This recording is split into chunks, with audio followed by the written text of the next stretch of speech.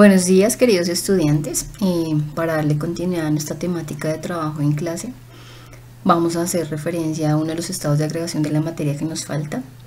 Si se pudieron dar cuenta, en la parte de motivación del taller que se les envió, encontraron un video donde se encontraban las generalidades de las propiedades del estado gaseoso, ¿sí? Yo les había comentado en alguna ocasión en clase que este estado de agregación, pues a diferencia del sólido y el líquido, íbamos a trabajarlo de manera más procedimental, ya que tiene un comportamiento diferente y se pueden establecer ejercicios o desarrollar ejercicios con ciertas variables, ¿sí? Vamos a mirar algunas generalidades. Voy a tratar de explicarles por este medio unas de las principales leyes que rigen el comportamiento de los gases y pues con base en ella pues hacer unos ejercicios de aplicación. Entonces vamos a mirar qué propiedades generales tienen los gases aparte de las que ustedes vieron en el video.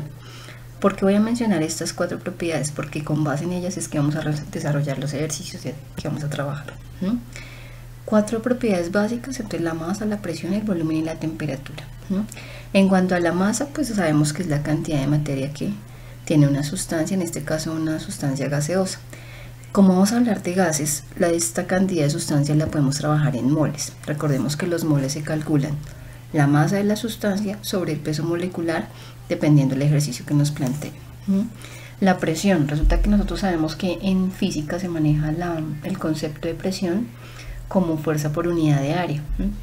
En química, pues digamos que se maneja ese concepto, pero las unidades que se manejan en física con respecto a química, son diferentes. Entonces, para nosotros trabajar ejercicios con presión vamos a encontrar 3 unidades fundamentales: las atmósferas de presión, que se representan con ATM, milímetros de mercurio, mmHg, y torricelis, que aparece como torr.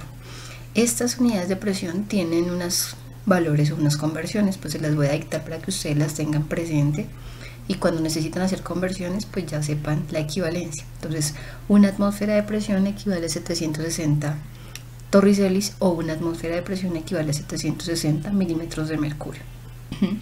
El volumen en el caso de los gases pues es el espacio en el cual se mueven las moléculas, ¿no? Porque recordemos que las moléculas de los gases están en continuo movimiento, ¿sí? Tienen una energía cinética, lo que hace que sus partículas se dispersen por todo el espacio que las contiene. Ese volumen para nosotros lo podemos trabajar en cualquier unidad, pero las fundamentales son los litros y los mililitros. Recordemos que en este caso el mililitro equivale al centímetro cúbico. Y en temperatura, la temperatura pues es la propiedad que determina, digamos, la dirección del flujo de calor, ¿sí? Entonces hace referencia al movimiento de esas partículas, la energía cinética, por eso van de la mano. A mayor temperatura pues mayor energía cinética.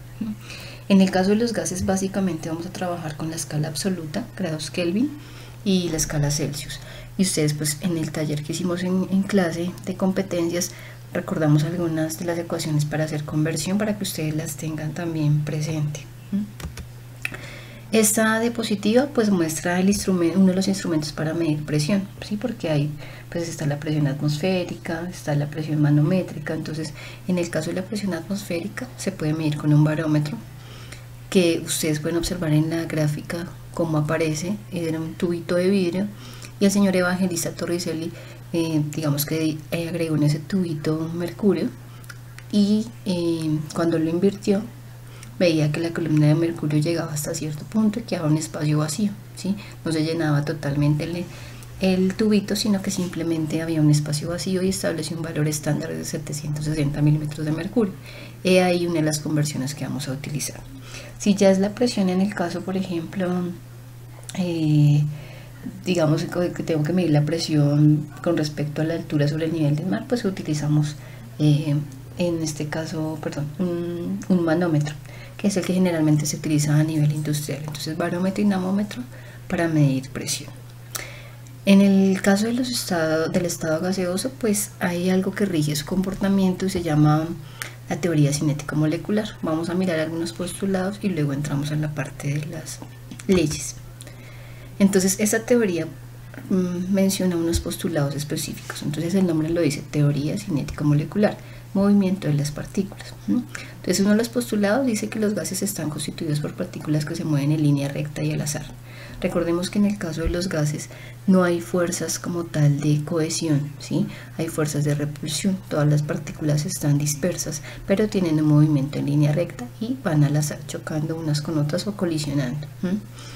Este movimiento o energía cinética se modifica si las partículas chocan entre sí contra las paredes del recipiente. Por ejemplo, si tenemos la olla a presión que utilizamos en la casa, nosotros sabemos que tenemos el alimento, le agregamos agua y cuando a medida que se va calentando, pues ese vapor de agua trata de salir en forma de estado gaseoso, pero pues no va a poder porque la olla está tapada, ¿cierto? Entonces empiezan las partículas a chocar contra el recipiente, contra las paredes, tratando de escapar.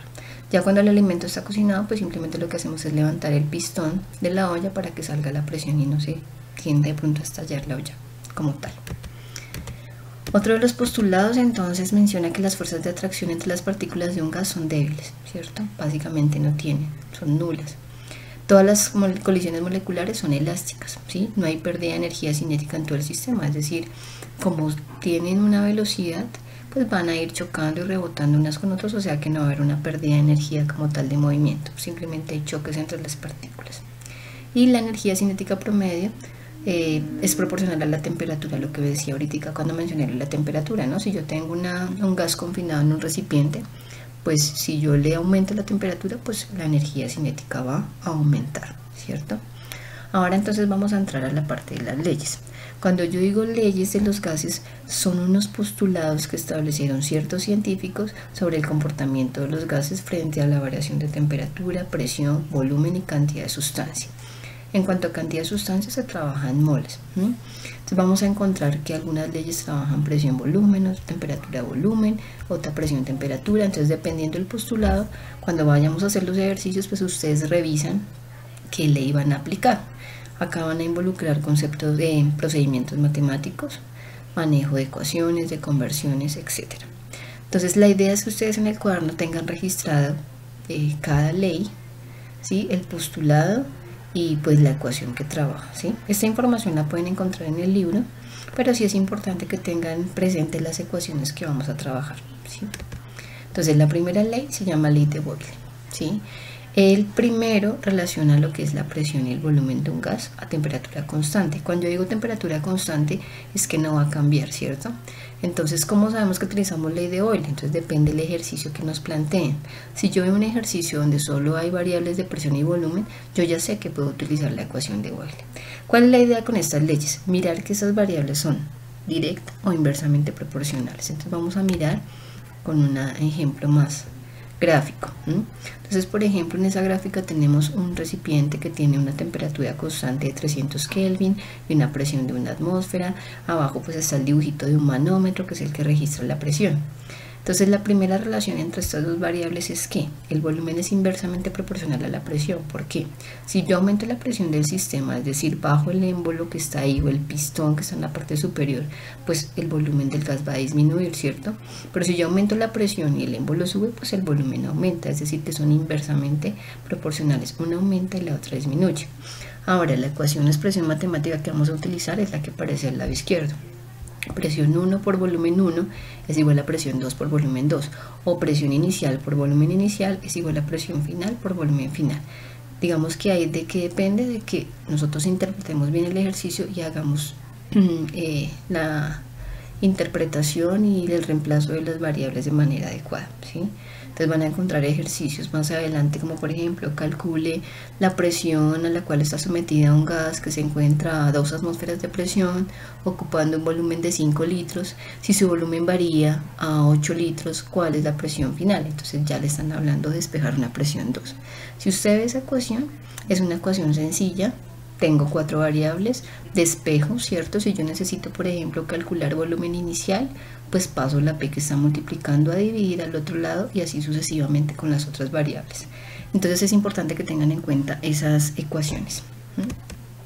Está la ley de Charles, entonces acá él trabaja con la temperatura y el volumen. ¿Cuál magnitud variable deja constante la presión? Es decir, que si yo leo el ejercicio y no necesito trabajar con la presión, yo sé que puedo utilizar la ley de Charles. Él fue de los primeros que estudió esta relación entre volumen y temperatura. Entonces vamos a ver si son directas o son inversas. Entonces dice, observó que cuando se aumentaba la temperatura, el volumen del gas también aumentaba, y al enfriar el volumen disminuía. Entonces en este caso podemos darnos cuenta que son directamente proporcionales, porque una aumenta, si una aumenta, la otra también aumenta. Entonces el volumen es directamente proporcional a la temperatura del gas. Si la temperatura aumenta, el volumen del gas también va a aumentar. Si la temperatura del gas disminuye, el volumen también va a disminuir. ¿Cuál es la diferencia acá en la expresión matemática que vamos a trabajar? Acá en la parte izquierda pues se encuentra la relación en fracción, por decirlo así. Volumen inicial sobre temperatura inicial es igual a un volumen final sobre una temperatura final. Si yo la expreso de manera por multiplicación, ¿qué haría? Volumen inicial por temperatura final igual a volumen final por temperatura inicial. Condiciones iniciales con finales. Entonces la diferencia con la de Boyle es que iban inicial con inicial y final con final. Acá ya tenemos que tener mucho cuidado al reemplazar los ejercicios. Cuando estoy leyendo el ejercicio, si me están dando condiciones iniciales o finales y cómo debo despejar las ecuaciones en este caso. En el caso de la ley de Gay-Lussac, entonces él trabaja la presión y la temperatura. Tengan presente cuál variable va quedando constante para que ustedes sepan identificar cuál ley están utilizando. Entonces ya sabemos que en Boyle entonces la temperatura es la que es constante, en la de Charles entonces la presión, y en el caso de Gay-Lussac pues el volumen, o sea, no va a estar involucrado el volumen porque es una variable que no va a cambiar. En este caso establece la relación entre la temperatura y la presión a volumen constante. Entonces vamos a mirar. En este caso, entonces, la presión del gas es directamente proporcional a su temperatura. Es básicamente el mismo comportamiento que tiene las variables en la ley de Charles. Si aumentamos la temperatura, pues aumenta la presión, ¿cierto? Lo que decíamos el ejemplo de la olla a presión. Si disminuimos la temperatura, pues va a disminuir la presión. En el caso de cuando, por ejemplo, ya apago el fogón y espero a que el pistón ya digamos que esté listo para sacar todo el gas para que baje la presión, entonces así mismo se relaciona con esta ley. ¿Cómo vamos a mirar la expresión matemática? También condiciones iniciales con finales. Entonces está una presión inicial por una temperatura final es igual a una presión final por una temperatura inicial. Tengan presente que esas variables deben tener las mismas unidades. Entonces si en un ejercicio me dan una presión en atmósferas y la otra presión en milímetros de mercurio, tengo que llevarla a la misma conversión. Como ya les mencioné anteriormente, en la equivalencia pues tener presentes esos valores para hacer las conversiones. Si aumentamos la temperatura, aumenta la presión.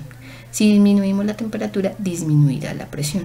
¿Listo? Entonces, mirar cuáles son inversas y cuáles son directas.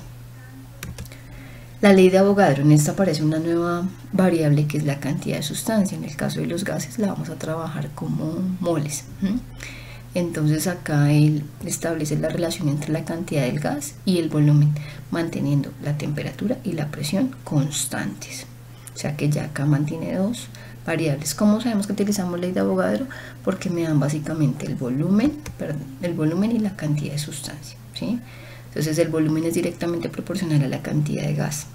Si aumentamos la cantidad de gas, pues aumentará el volumen, ¿sí? Las partículas aumentan. Y si disminuimos la cantidad de gas, el volumen va a disminuir. Eso tiene que ver con las moles. Entonces, ¿cómo sabemos que tenemos que utilizar ley de Avogadro? Porque nos pueden dar una cantidad de gas en el ejercicio. Entonces, por ejemplo, calcular la cantidad de moles que se producen en un sistema con un volumen de 10 litros con 450 gramos de dióxido de carbono, si su volumen varía a 80 litros. Entonces yo ya sé que tengo que despejar la cantidad de sustancia 2, moles 2, para poder hallar la cantidad de partículas o moles en el sistema. Ya la expresión matemática para utilizarla, pues que haría volumen inicial por cantidad de moles finales es igual al volumen final por la cantidad de moles iniciales. ¿Listo?